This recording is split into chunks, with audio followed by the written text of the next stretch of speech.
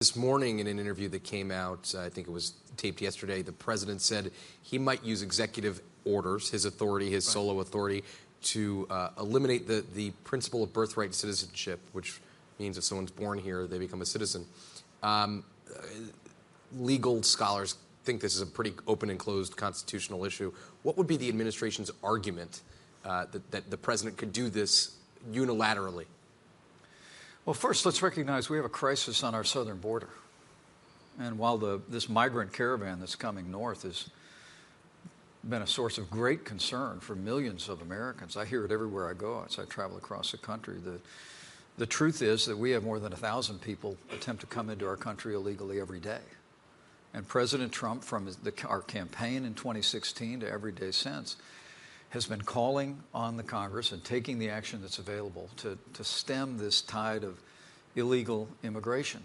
And one of the things the president articulated on the campaign trail 2 years ago was that we want to look in the broadest way possible at American law that may be used as a magnet to draw people into our country.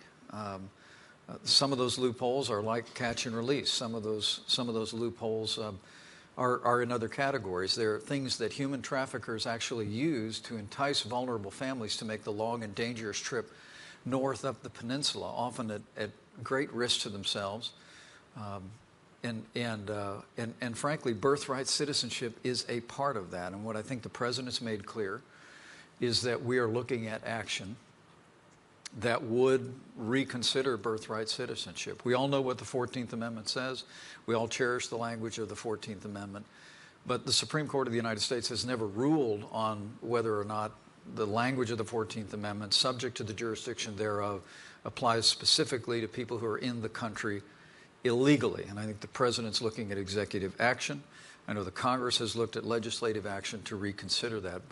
But our broad objective here is we need to fix a broken immigration system that's being used by people who literally are exploiting vulnerable people, enticing them to make this long journey north to our border in the hopes of coming into our country illegally. And we need to have a system where people know how to come into the United States legally, and that we have a system that's working for the American people first, and that it's working in an orderly way, like it did for my grandfather when he came through Ellis Island when he was 23 years of age from Ireland. The system isn't working today, Jake, and we've got to reform it.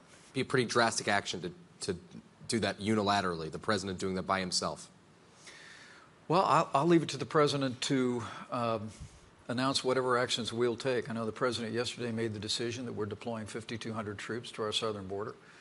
There's already 2,000 National Guard there now. We're going to have the troops there to support Border Patrol agents as this caravan continues to make its way north, but also as the crisis of illegal immigration on our southern border continues.